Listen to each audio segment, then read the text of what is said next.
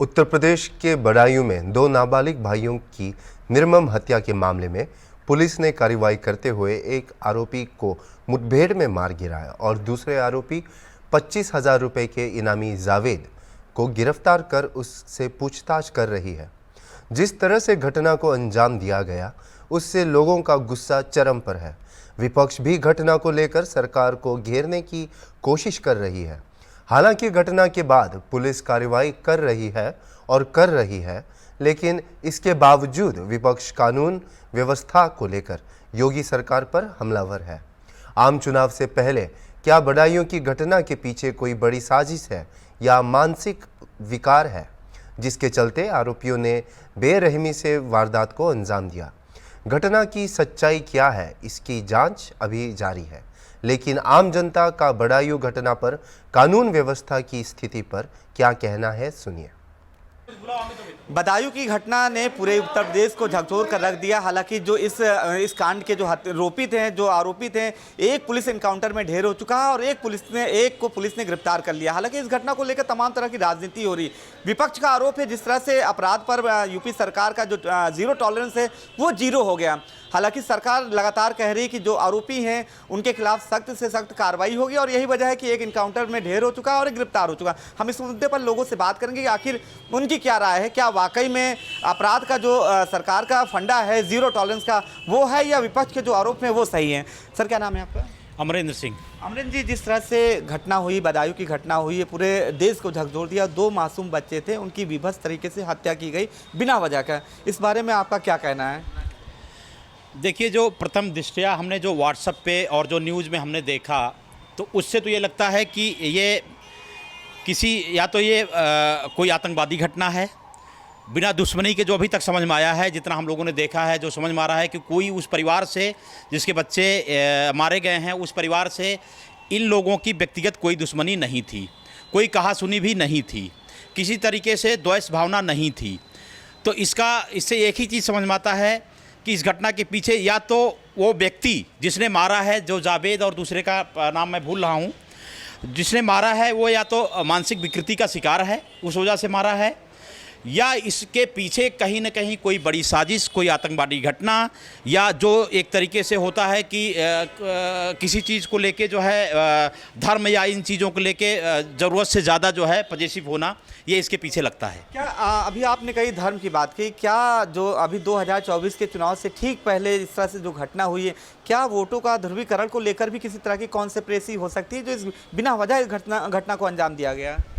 मैंने अभी कहा आपसे कि जो है क्या नाम है, इसके पीछे कोई साजिश, मैंने कहा ना, या तो इसके पीछे कोई, क्या लगता है चुनाव को लेकर ये साजिश की गई है हिंदू मुस्लिम के लेकर? अभी ये कहना थोड़ा जल्दीबाजी होगा, या ये कहना जो है जब तक इसकी पूरी तफ्तीश न हो जाए, जब तक इसकी पूरी जांच न हो जाए, कि इसकी वजह पता चल जाए कि किस लिए उन लोगों ने किया है, तो इस तरीके से केवल कह देना कि जो है कि इसके पीछे हिंदू मुसलमान या इस टाइप से है।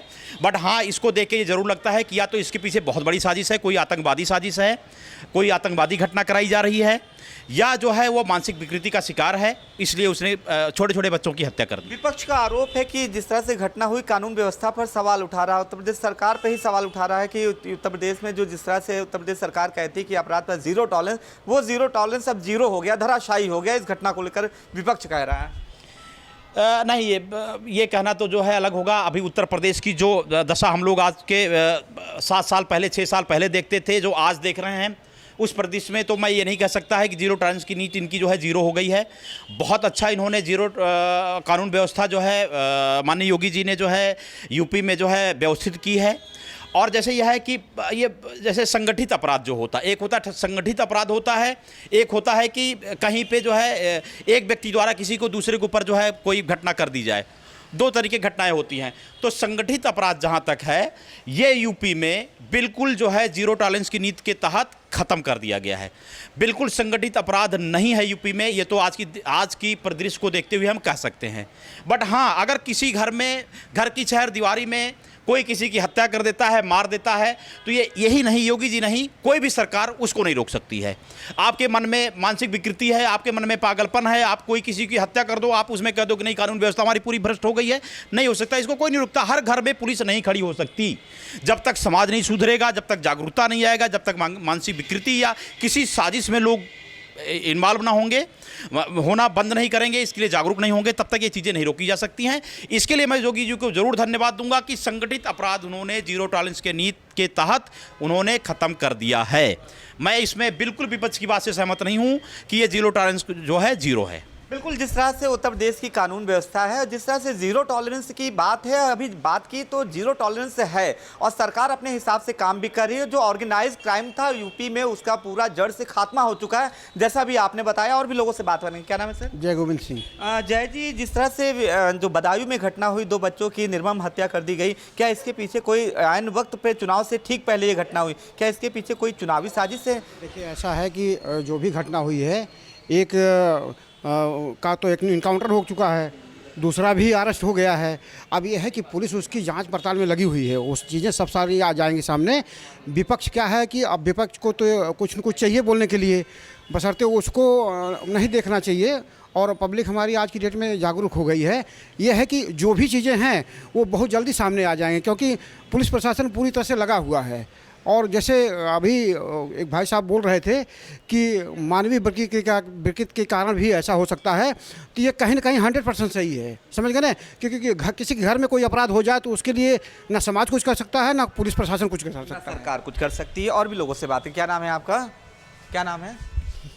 अच्छा, ठीक है, हम इस मुद्दे पर और भी लोगों से बात करेंगे। क्या नाम है आपका? सुनील जोशी। सुनील जी, सर बदायूं की घटना हुई है, 2 बच्चों की निर्मम हत्या कर दी गई, इसके पीछे वजह भी अभी तक पुलिस नहीं ढूंढ पाई। इसको लेकर सर जो विपक्ष है वो सवालिया निशान लगा रहा है कि ठीक चुनाव से पहले इस तरह की घटना को अंजाम दिलाकर ध्रुवीकरण करने की कोशिश की जा रही। इस घटना को आप किस नज़र से देखते? देखिए, अभी कोई रिजल्ट और कोई डिक्लेयर नहीं हुआ है कि क्या रीज़न था। अभी ऐसे आतंकवादी घटना और ये कहना अभी गलत होगा। अभी देखते हैं, क्या पता वो मेंटली वीक हो, जो जिसने ये किया, जावेद जो भी नाम है उनका, ठीक है, उसका जो भी नाम है, उसने जो किया वो मेंटली वीक हो।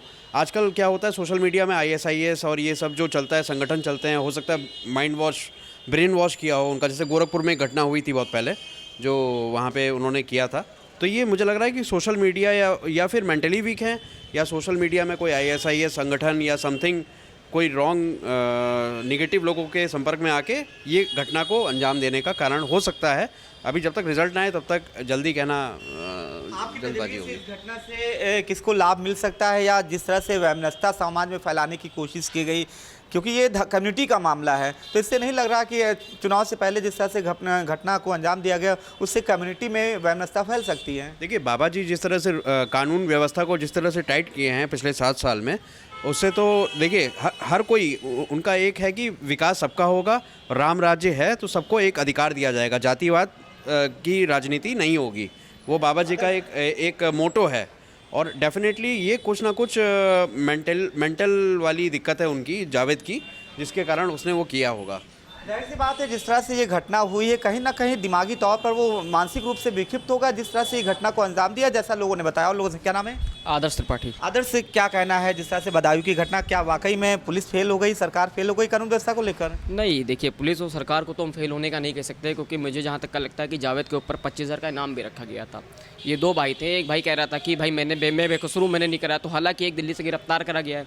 अब इसमें रही बात मुद्दे की, तो सुनने में अभी न्यूज़ में कुछ ये भी आया था कि दोनों में आपसी संबंध भी थे, कि वो दोस्त यारी का था। अब उसमें क्या है क्या नहीं, ये तो वास्तविकता भी नहीं समझ में आई है। हालांकि पुलिस प्रशासन लगा हुआ है और माननीय योगी सरकार के राज में वो पकड़े भी जाएंगे जल्द से जल्द, विदिन 1 वीक।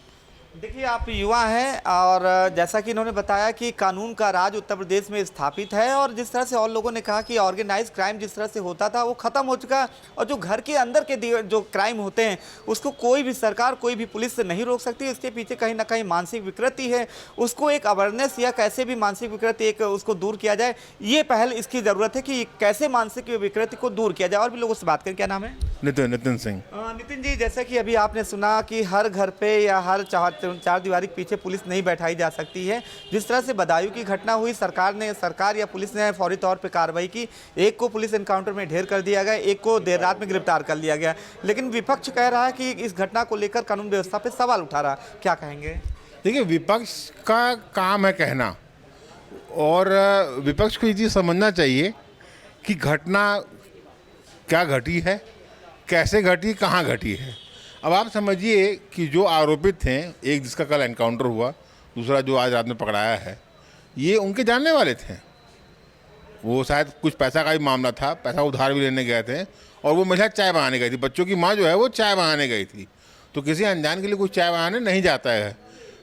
अब आप ये समझिए कि जान पहचान में वो क्या कारण हो सकता है कि वो दो छोटे छोटे बच्चे, मतलब बच्चों से कोई क्या ही दुश्मनी करेगा या बच्चे किसी से क्या ही दुश्मनी करेंगे, जबकि उनके पिताजी, उनका ही बाइट आया था कि उनकी उनसे कोई ऐसी पुरानी कोई रंजिश नहीं थी। इसके पीछे क्या कारण है, क्या मानसिकता रही उन लोगों की? देखिए, हत्या करना और निर्मम हत्या करना, मैं समझता हूँ कि इसके पहले भी केसेस आए थे। राजस्थान में एक केस आया था, वो टेलर का था केस, याद नहीं आ रहा मुझे, कन्हैया लाल, वो बेचारा टेलर था। उसकी गलती क्या थी? उसने सिर्फ जय श्री राम बोल दिया था, उसका गला काट दिया गया। कुछ आप समझिए, मैं समझता हूँ, मतलब ये मैं एज अ पर्सनल मेरी ये अपनी ओपिनियन है कि कुछ विशेष है इस धर्म के पीछे कुछ विशेष है। क्या लगता है चुनाव से पहले जिस तरह से कम्युनिटी में कोई वैमनस्यता फैलाने की कोशिश की गई है, या इसके पीछे कोई बड़ी कोई बिग कॉन्स्पिरेसी हो सकती है? ठीक चुनाव से पहले जिस तरह से एक कम्युनिटी के लोग ने दूसरे कम्युनिटी के बच्चे की हत्या कर दी। नहीं, चुनाव से इसका मुझको नहीं लगता चुनाव से इसका कोई मतलब है। कारण ये है कि अब वही बात है कि इनके मन की मानसिकता क्या थी हत्या करने के पहले उन बच्चों की, कि क्या भाई हत्या करना किसी का, आप समझ सकते हैं कि कितनी बड़ी, मतलब आप बहुत बड़े साहसी होते हैं तब आप जाके हत्या करते हैं किसी की, और ऐसा कोई कारण भी नहीं था हत्या करने का कि उन्होंने इनका कोई नुकसान किया था। मुझको कहीं ना कहीं से ये लगता है कि इनको पीछे से पुशबैक किया गया है इन दोनों आरोपियों को। अब एक जो गिरफ्तार हुआ है, संभवतः इसका इंटरोगेशन होगा तो चीज़ें कुछ क्लियर होकर के आएंगी कि हत्या एग्जैक्टली करने का रीज़न। यानी यूपी में कानून का राज है, पुलिस ने जो बिल्कुल है, नहीं होता तो भागते थे।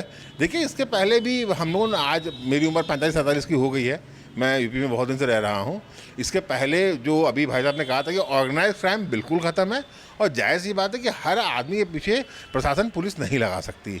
समाज के अंदर में जितने भी समाज के लोग हैं, वो उनका अपना कर्तव्य होता है कि समाज को सुरक्षित करना। मतलब ठीक है, प्रशासन कर रही है सुरक्षा, हमें खुद भी सुरक्षा अपनी करनी है, वो भी ज़रूरी है। देखिए, खुद की सुरक्षा करना भी बेहद ज़रूरी है। और बात करें विपक्ष की कानून व्यवस्था को लेकर क्वेश्चन मार्क की जो सरकार पे लगा रही, ऐसा कुछ है नहीं। जिस तरह से मुख्यमंत्री योगी की पहचान पूरी दुनिया में बाबा वाले बुलडोजर के रूप में होती है, बदायूं की घटना में भी त्वरित कार्रवाई की गई है। जिस तरह से विपक्ष आरोप लगा रहा है कि अपराध पर जो है यूपी की जो कानून व्यवस्था है पूरी तरह से फेल हो गई, ये आरोप, जैसा कि लोगों ने बताया कि ये आरोप बेबुनियाद है, क्योंकि विपक्ष के पास कोई मुद्दा है नहीं। और यूपी में इस तरह की घटनाओं को रोकने के लिए सरकार ने बहुत कार्रवाई की है।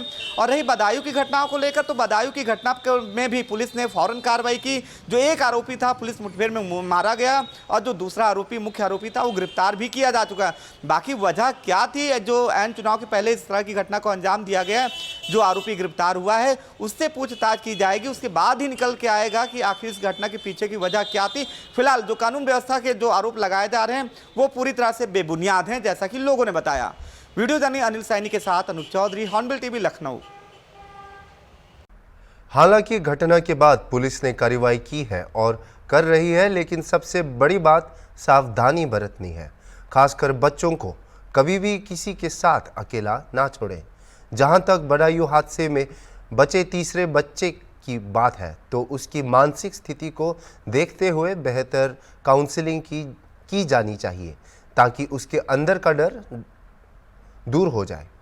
ऐसी तमाम बातें उत्तर प्रदेश बाल संरक्षण आयोग की सदस्य डॉक्टर सुचिता चतुर्वेदी ने हॉर्नबिल टीवी संवाददाता से खास बातचीत में कही।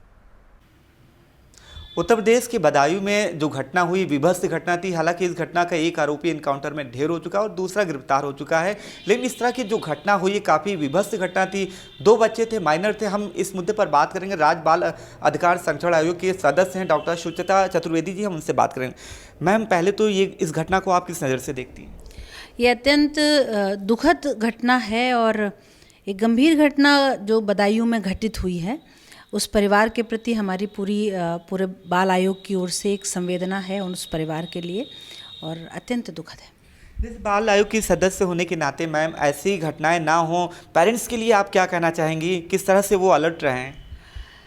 एक तो आपके चैनल के माध्यम से मैं माननीय मुख्यमंत्री जी को भी, यशस्वी मुख्यमंत्री योगी आदित्यनाथ जी को भी बधाई देना चाहती हूँ कि उन्होंने उत्तर प्रदेश के पुलिस महकमे को जो ताकत दे रखी है, उस ताकत के कारण ही जैसे ही वो अभियुक्त दिखाई दिया और उसने पुलिस पर हमला करने का प्रयास किया, उसका एनकाउंटर करने के जो आदेश हैं कि इस प्रकार की घटनाएं अगर होंगी तो अगले चौराहे पर ही उसको मार गिराया जाएगा, उसको लेकर मैं बधाई भी देती हूं। और वहां बदायूं की पुलिस को भी बहुत बहुत बधाई है कि उन्होंने कहीं तक उस बच्चे को, उस परिवार को इंसाफ दिलाने का जो प्रयास किया है, उसके लिए उनको भी बधाई। दुखद है, एक परिवार से 2 बच्चे चले गए, ये अत्यंत दुखद है, उसको कोई लौटा नहीं सकता। लेकिन फिर भी इतना ज़रूर कहना चाहूँगी आपके चैनल पर कि जो बच्चे हैं और जो परिवार है, ऐसे परिवारों को थोड़ा सा अलर्ट भी रहना चाहिए। बच्चों को ऐसे खुला नहीं छोड़ें, किसी के भी साथ वो बच्चों को थोड़ा सा सुरक्षित रखें। और ये घटना जिसने घटित करी, जो जावेद नाम का आदमी था और एक और सलीम था शायद, उसमें एक का एनकाउंटर हुआ और एक को पुलिस ने गिरफ्तार कर लिया। एक बार ये लोग भी अपने बारे में सोचे कि इन्होंने किया क्या, उनका परिवार ये सोचे कि उन्होंने बिना किसी दुश्मनी के, बिना किसी एक दोष के, ऐसे 2 बच्चे जो कि आज समाज में खेलते बड़े होते, और उन बच्चों को उसके परिवार से जुदा कर दिया। तो ये तो बड़ा ही कहें कि निंदनीय है और सभी को थोड़ा सा अलर्ट रहने की आवश्यकता है। मैम, जिस तरह से बदायूं की घटना हुई, चुनाव से पहले घटना हुई है, विपक्ष इस पर जो है सवालिया निशान लगा रहा है और कह रहा है कि ये इस घटना को लेकर ध्रुवीकरण करने की कोशिश की गई, बिना किसी रीजन के बच्चों की आखिर हत्या हो गई। विपक्ष खासतौर से समाजवादी पार्टी कह रहा है कि जो उत्तर प्रदेश सरकार की 0 टॉलरेंस थी भ्रष्टाचार पे या अपराध पे, वो 0 हो गई। मुझे तो वैसे तो मुझे राजनीति पर नहीं बोलना, लेकिन अखिलेश जी को और कोई मुद्दा इस समय नहीं मिल पा रहा है अपनी राजनीति को थोड़ा सा गर्मी देने के लिए। अगर उनको ये लगता है कि ये 0 टॉलरेंट यहाँ पर नहीं हो पा रहा, तुरंत ही किसी की भी मानसिकता, किसी भी व्यक्ति की मानसिकता सरकार के द्वारा नहीं चलती और हर व्यक्ति को यह सोचना चाहिए कि वो सही कर रहा है या गलत। इसके लिए सरकार पैमाना नहीं बनाती, ये उसके संस्कार होंगे, ये उसके परिवार के संस्कार हैं कि उसने ये काम क्यों किया। हर दरवाजे पर पुलिस का पहरा नहीं हो सकता। एक समाज, जो एक अच्छा समाज जो वर्तमान में दिखाई पड़ रहा है, एक सौहार्द का माहौल समाज में दिखाई पड़ रहा है, उस माहौल को जानबूझकर खराब करने का कुछ लोग इसी प्रकार के कृत्य कर रहे हैं, या जो ये कृत्य हुआ तो ये जानबूझकर किया गया प्रयास या उसकी मानसिकता या उसके संस्कारों पर प्रश्न चिन्ह है, ना कि सरकारों पर। मैम, आखिरी सवाल मेरा ये है कि बदायूं की जिस तरह से घटना हुई, मैंने कहा कि आरोपी एक ढेर भी हो चुका है, एक गिरफ्तार हो गया, लेकिन एज ए बाल आयोग की सदस्य होने के नाते आप जो जिले के जो अधिकारी हैं, पुलिस अधिकारी, और ख़ासतौर से अभी आपने पेरेंट्स के लिए भी आपने कहा, अपील की कि वो ऐसे अलर्ट रहें, क्या कोई निर्देश आप जारी करेंगे जिलों के अधिकारी के लिए या पेरेंट्स के लिए कोई और? खास तो उस परिवार के लिए तो ये कि उनकी आर्थिक स्थिति को देखा जाए कि उनकी आर्थिक स्थिति क्या है। एक बेटा और है छोटा, तो उसको सरकार की अगर किसी योजना से आच्छादित हो सकता है, वो पात्र होगा, तो उसको उस बच्चे की पढ़ाई और उसको एक कहें कि उसको काउंसलिंग की आवश्यकता होगी, तो एक काउंसलर उसको उपलब्ध कराया जाए, जिससे कि बच्चे ने अपने सामने 2 हत्याएं होती हुई देखी हैं, तो उसके दिमाग में एक ट्रॉमा होगा और उस ट्रॉमा को वो कैसे दूर किया जाए, इसका बाल अधिकार संरक्षण आयोग प्रयास करेगा। साथ ही ये है कि बच्चे हैं और समाज में सभी का उत्तरदायित्व एक दूसरे के प्रति होता है, तो एक अच्छा माहौल कैसे बनेगा, और इसके लिए उत्तर प्रदेश सरकार भी ऐसे इसको लेकर कोई ऑर्डर की आवश्यकता नहीं है मुझे लगता है। हालांकि उस परिवार के लिए ज़रूर एक ऑर्डर होगा कि उस परिवार में जो भी नीड होगी, उसकी आवश्यकताओं की पूर्ति वो की जाएगी। ये तो मैं कहूँगी कि आपस में हम लोग कैसे रह रहे हैं, इसको देखने की आवश्यकता है। आप मेरे पास आओगे और कोई हमला कर दोगे तो कभी कल्पना भी नहीं कर सकता, और फिर सुना है कि वो तो आमने सामने का घर है और लगता है कि एक बार रिश्तेदार बाद में आएंगे, पड़ोसी पहले आ जाते हैं। तो पड़ोसियों में ही, आसपास में ही कोई इतना धूर्त व्यक्ति अगर बैठा होगा तो वो तो उसको चिन्हित करना जो आसपास के लोग हैं वही अपने तरीके से सोच सकते हैं। तो बस मैं यही कहूँगी कि सभी लोग सुरक्षित रहें। बाल अधिकार संरक्षण आयोग बच्चों को लेकर बहुत संवेदनशील है। माननीय मुख्यमंत्री जी का बच्चों के प्रति और महिलाओं के प्रति जो संवेदनशीलता है, उसी ताकत से हम लोग बाल आयोग में भी काम कर रहे हैं और सभी सुरक्षित रहेंगे। ये एक घटना है और कुछ नहीं। आप बाल आयोग के सदस्य डॉक्टर सुचिता चतुर्वेदी जी हैं, जिन्होंने कई मुद्दे पर खासतौर से बदायूं की जो घटना हुई उस मुद्दे पर खुलकर बातचीत की और कहा कि ऐसी घटना ना हो, इसको लेकर पेरेंट्स के लिए भी अभी आपने सुना कि उन्होंने कहा कि पेरेंट्स खास तौर से अलर्ट रहें और आसपास देखें अपने सराउंडिंग की कौन कैसा जो उनका जो पड़ोसी है किस व्यवहार का है, कैसा है, इस तरह से लेकर वो सतर्क रहेंगे तो जाहिर सी बात है इस तरह की घटनाएँ दोबारा भविष्य में नहीं होंगी। वीडियो जर्नी अनिल सैनी के साथ अनूप चौधरी, हॉर्नबिल टीवी, लखनऊ।